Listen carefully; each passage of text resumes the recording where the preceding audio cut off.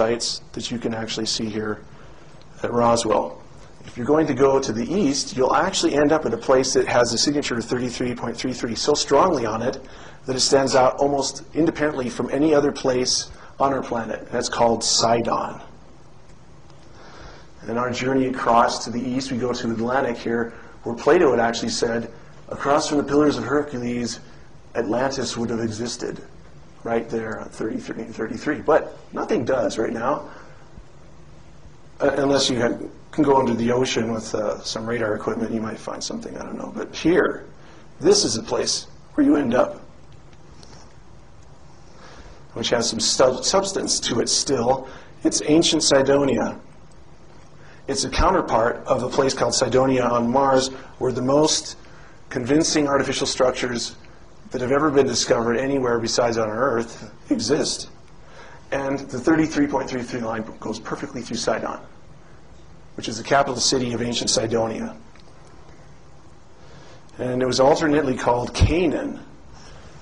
And the quick explanation for that is Canaan was a son of Ham, who was the son of Noah, but Sidon was the son of Canaan, the first son of Canaan.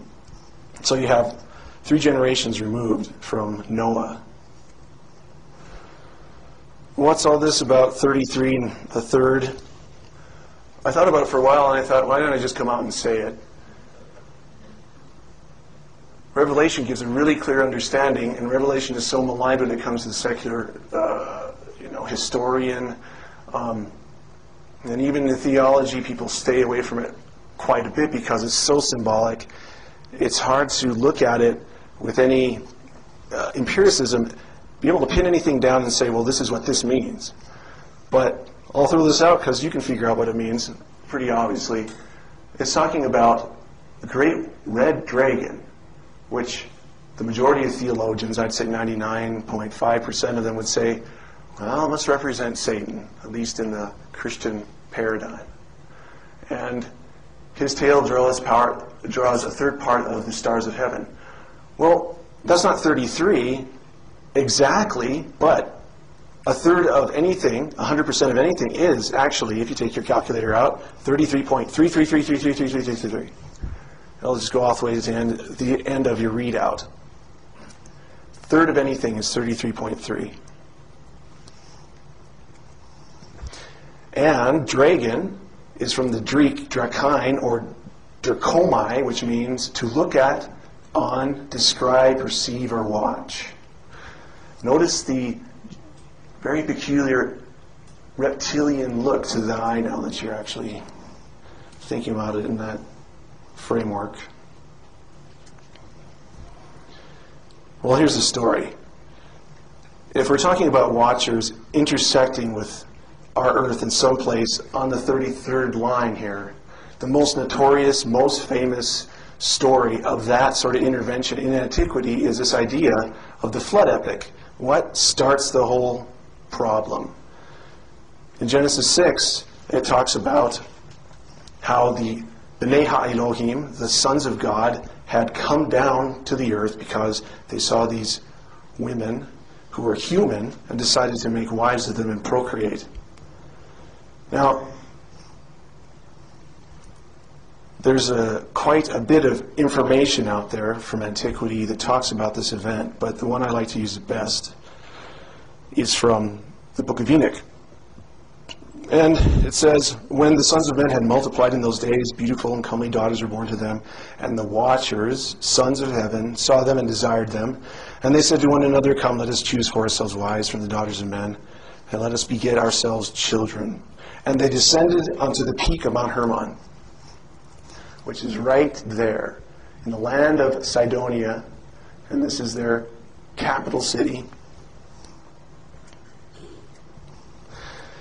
And you'll actually notice that there's actually 4 33 nodes here. You have latitude and longitude that are 33 and 33. And these both fall in the ocean in the southern hemisphere.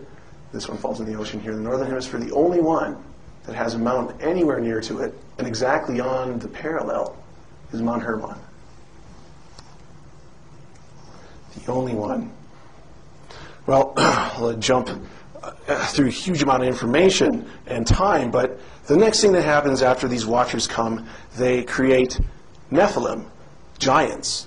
And Dr. Heiser was talking about this yesterday night, and that is true. The watchers have a distinct place separate from the Nephilim. They're parents, but they don't exist with them. They kind of commune with them, and they did.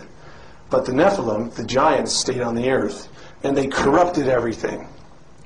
So this is also from the book of Enoch. Then said the Most High, go to Noah and tell him that a deluge is about to come upon the whole earth. And it is coming to heal the earth which the angels have corrupted, that all the children of men may not perish through all the secret things that the watchers have disclosed. 1 Enoch, section 1, chapter 10. You go check that out. It actually sometimes will use angels of heaven in place of watchers, but it's an Ethiopic, and I don't have the expertise to go back and parse out what exactly it's saying. This is just a translation that has actually used watcher in it, and I've seen it many times because it isn't just in the book of Enoch, it's in other cultures as well, as they talk about those who watch humanity. Anyway, the flood came. Noah ended up here. He cursed his son Ham, indirectly cursing his first son, Canaan. Canaan migrated to here, the land of Canaan, and his first son was Sidon. And they called this place Sidonia because Canaan is actually, in Hebrew, a derogatory word. It means lowly one. It means dog. In fact, our word canine comes from Canaan, if you check out the etymology far enough back in history. So this is Sidonia, and a lot of Greek historians had a lot to say about this because they inherited their knowledge from this area. Nonnus and Dionysica says, from the beginning of time, people lived there, people of divine progeny, and divine progeny is born of godlike beings, born of heaven. Their age is that of the universe. Well, that's a direct description of what I just said, and Enoch just explains here. This is where it all happened. This is where these angels came down. This is where the watchers came down and started their program of breeding with women, human women. So did they leave a legacy? Is there anything here that's remarkable that might say something about why the Greeks would say this is the oldest place on earth? That Sidon and Sidonia was the actual birthplace of knowledge on our planet? There is. And if you go on the 36 parallel, 36 is a really symbolic number too. It's the actual number of degrees in the edge of a pentagram. Every single little point is 36 degrees. Go to a place called Baalbek. And you'll see something like this. It was only uncovered, towards the first part of the last century. There was detritus and Pleistocene alluvials covering it almost to this halfway mark.